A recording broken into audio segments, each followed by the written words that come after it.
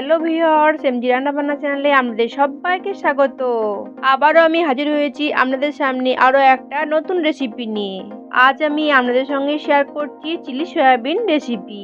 আপনারা সকলেই তো চিলি চিকেন বানিয়ে খেয়েছেন। যদি আপনাদের হাতের কাছে চিকেন না থাকে তাহলে সয়াবিন দিয়ে সয়াবিন চিলিটা বানিয়ে দেখতে পারেন। এটাও খেতে কিন্তু অনেক টেস্টি হয়। যদি আপনারা সয়াবিন পছন্দ করেন তাহলে একবার বানিয়ে দেখতে পারেন। আশা করছি সকলের এই রেসিপি খুব ভালো লাগবে। যদি ভালো লাগে তাহলে প্লিজ একটা লাইক দেবেন, আর আমাদের চ্যানেলে নতুন হয়ে থাকলে চ্যানেলটাকে সাবস্ক্রাইব করে আমাদের পাশেই থাকবেন। আর এমনই নিত্য নতুন রেসিপি পেতে হলে অল নোটিফিকেশন বেলটি অন করতে ভুলবেন না। সকলে দেখার সাথে ভিডিওটি শেয়ার করবেন। চিলি সয়াবিন বানানোর জন্য প্রথমে গ্যাসের ওপরে কিছুটা জল গরম করতে দিয়েছি, আর জলটা গরম হয়ে এলে জলের মধ্যে 1 কাপ সয়াবিন দিয়ে দিচ্ছি। আপনারা কতটা চিলি সয়াবিন বানাতে চান সেই বুঝেই কিন্তু সয়াবিনটা বাড়িয়ে বা কমিয়ে নিতে হবে। গরম জলের মধ্যে সয়াবিনটাকে কিছুক্ষণ নেড়ে চেড়ে নিচ্ছি, আর ওই জলের মধ্যে দিয়ে দিচ্ছি কিছুটা নুন। তবে আমরা চাইলে নুনটা প্রথমেই দিয়ে দিতে পারেন। নুন দিয়ে নেড়ে চেড়ে সয়াবিনটাকে কিছুক্ষণ ফুটিয়ে নিচ্ছি। ভালো করে ফুটে উঠলে গ্যাসটা বন্ধ করে দিচ্ছি। গ্যাস বন্ধ করে নেড়ে চেড়ে নিচ্ছি, আর এই জলের মধ্যে 2 মিনিট মতো সয়াবিনগুলোকে রেখে দিচ্ছি।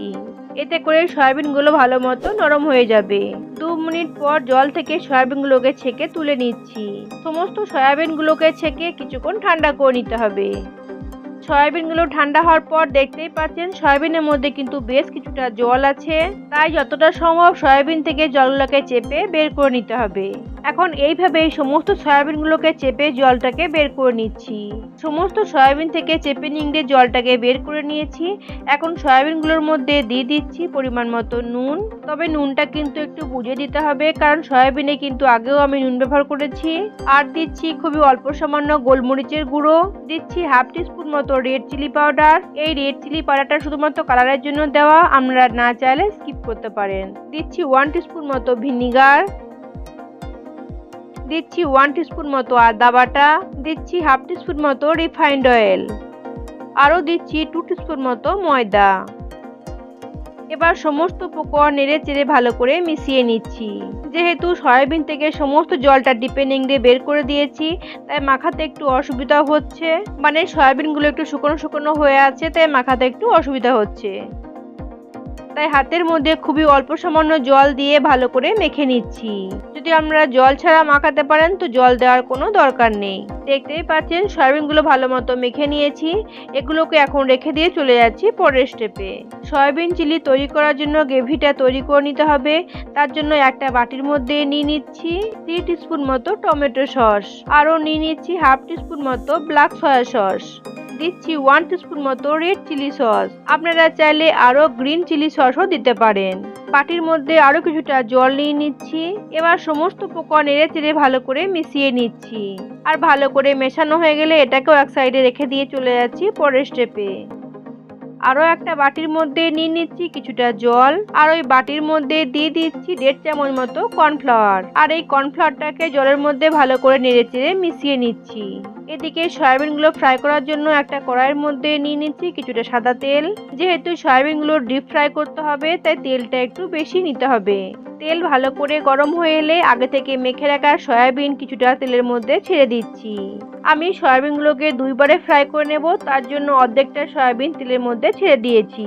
সয়াবিন তেলের মধ্যে ছেড়ে দিয়ে কিছুক্ষণ অপেক্ষা করে একটা চামচ দিয়ে হালকা করে নেড়ে চেড়ে নিচ্ছি, যাতে করে সয়াবিনের বাইরে কোটিংটা না নষ্ট হয়ে যায়। খুব বেশি সয়াবিন একবারে তেলের মধ্যে দিয়ে ভাজতে যাবে না, এতে করে একটার গায়ে একটা সয়াবিন লেগে থাকলে সয়াবিনের কোটিংটা নষ্ট হয়ে যাবে, আর সয়াবিনটা খেতে ভালো লাগবে না। মানে চিলি সয়াটা খেতে ভালো লাগবে না। সয়াবিনগুলোকে এইভাবে নেড়ে চেড়ে 2 মিনিট মতো ভেজে নিচ্ছি।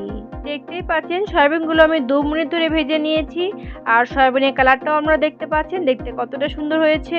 আর দেখতেই পাচ্ছেন সয়াবিনগুলো কিন্তু একটার গায়ে একটা লেগে যায়নি কিংবা কোটিংটা নষ্ট হয়ে যায়নি। সমস্ত সয়াবিনগুলোকে তেল ঝরিয়ে তুলে নিচ্ছি, আর বাকি সয়াবিনগুলোকে নেড়ে চেড়ে এইভাবে ভেজে নিচ্ছি। দ্বিতীয় ব্যাচে সয়াবিনগুলো ভাজা হয়ে গেছে, আর এগুলোকেও তেল ঝরিয়ে তুলে নিচ্ছি। কড়াইয়ের মধ্যে 1 টিস্পুন মতো তেল নিয়ে বাকি তেলটাকে কমিয়ে নিয়েছি, আর ওই তেলের মধ্যে দিয়ে দিচ্ছি খুবই অল্প সামান্য আদা কুচি, আরও দিচ্ছি খুবই অল্প সামান্য রসুন কুচি, আদা রসুন কিছুক্ষণ নেড়ে চেড়ে একটু লালচে করে ভেজে নিচ্ছি। দেখতেই পাচ্ছেন কিছুক্ষণ টাইম নিয়ে আদা রসুনটাকে একটু লালচে করে ভেজে নিয়েছি। এখন গ্যাসের আঁচটাকে লোতে করে দিয়ে দিচ্ছি কিছুটা কাঁচা পাকা লঙ্কা আর দিচ্ছি কিছুটা পেঁয়াজ। একটা মিডিয়াম সাইজের পেঁয়াজ কেটে নিয়ে এরপর পেঁয়াজটাকে একটা একটা করে ছাড়িয়ে নিয়েছি। দু একবার নেড়ে চেড়ে দিয়ে দিচ্ছি আরো কিছুটা ক্যাপসিকাম। গ্যাসের আঁচটাকে লোতে রেখে আরো কিছুক্ষণ নেড়ে চেড়ে নিচ্ছি। কিছুক্ষণ নেড়ে চেড়ে নেওয়ার পর দিয়ে দিচ্ছি পরিমাণ মতো নুন। আবারও কিছুক্ষণ নেড়ে চেড়ে নিচ্ছি। নুন দিয়ে কিছুক্ষণ নেড়ে চেড়ে নেওয়ার পর দিয়ে দিচ্ছি 1 টিস্পুন মতো কাশ্মীরি রেড চিলি পাউডার। আবারও কিছুক্ষণ নেড়ে চেড়ে নিচ্ছি। এইভাবে তেলের মধ্যে কাশ্মীরি রেড চিলি পাউডার দিয়ে একটু নাড়াচাড়া করলে চিলি সয়া কালারটা খুব সুন্দর আসবে। নেড়ে চেড়ে পেঁয়াজ ক্যাপসিকাম গুলো একটু কিছুক্ষণ ভেজে নিচ্ছি। তবে খুব বেশিক্ষণ নাড়াচাড়া করা দরকার নেই, তা না হলে পেঁয়াজগুলো কিন্তু পুড়ে যেতে পারে। দেখতেই পাচ্ছেন গ্যাসের আঁচটাকে বাড়িয়ে দিয়ে পেঁয়াজ ক্যাপসিকাম গুলো একটু কিছুক্ষণ ভেজে নিয়েছি। আর আপনারা দেখে হয়তো বুঝতেই পারছেন পেঁয়াজ ক্যাপসিকাম আমি ঠিক কতটা ভেজে নিয়েছি। আর এই পর্যায়ে দিয়ে দিচ্ছি গ্রেভির জন্য আগে থেকে রেডি করে রাখা সসের মিশ্রণটা। নেড়ে চেড়ে সসের বাটি ধুয়ে কিছুটা জল দিয়ে দিচ্ছি। আপনারা একটু টক মিষ্টি খেতে চাইলে এই পর্যায়ে 1 টিস্পুন মতো ভিনিগার দিতে পারেন। দিচ্ছি খুবই অল্প সামান্য গোলমরিচের গুঁড়ো। গ্যাসের আঁচটাকে মিডিয়ামে রেখে কিছুক্ষণ নেড়ে চেড়ে নিচ্ছি। দেখতেই পাচ্ছেন বেশ কিছুক্ষণ নেড়ে চেড়ে নিয়েছি। আর এই পর্যায়ে দিয়ে দিচ্ছি আগে থেকে ভেজে রাখা সয়াবিনগুলো। সয়াবিনটা দিয়েও আরো কিছুক্ষণ নেড়ে চেড়ে নিচ্ছি। দেখতেই পাচ্ছেন সসের সঙ্গে সয়াবিনটাকে বেশ কিছুক্ষণ কষিয়ে নিয়েছি। এই পর্যায়ে দিয়ে দিচ্ছি কিছুটা জল। আপনারা চিলি সয়াতে কতটা গ্রেভি রাখতে চান সেই বুঝেই কিন্তু জলের পরিমাণ বাড়িয়ে বা কমিয়ে দিতে হবে। ভালো করে উল্টে পাল্টে নেড়ে চেড়ে এই পর্যায়ে দিয়ে দিচ্ছি আগে থেকে রেডি করে রাখা কর্নফ্লাওয়ারের মিশ্রণটা। কর্নফ্লাওয়ারের মিশ্রণটা দেবার আগে অবশ্যই এভাবে একবার নেড়ে চেড়ে নিতে হবে। আবারও ভালো করে নেড়ে চেড়ে মিশিয়ে নিচ্ছি। রান্নাটা ফুটতে শুরু করলে দিয়ে দিচ্ছি কিছুটা চিনি। চিনিটা অবশ্যই দেওয়ার চেষ্টা করবেন, এতে করে চিলি সয়াটা খেতে খুব টেস্টি হবে। আবারও উল্টে পাল্টে নেড়ে চেড়ে ভালো করে মিশিয়ে নিচ্ছি। ভালো করে উল্টে পাল্টে নেড়ে চেড়ে নেওয়ার পর দিয়ে দিচ্ছি আগে থেকে কুচিয়ে রাখা কিছুটা ধনেপাতা। ধনেপাতা উল্টে পাল্টে নেড়ে চেড়ে মিশিয়ে নেওয়ার পর গ্যাসটা বন্ধ করে দিচ্ছি।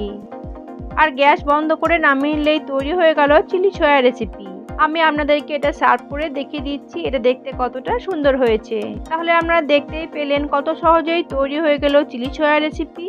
আর আপনারা দেখে হয়তো বুঝতেই পারছেন এই চিলি সয়া দেখতে কতটা সুন্দর হয়েছে আর খেতেও কিন্তু অনেক টেস্টি হয়েছে।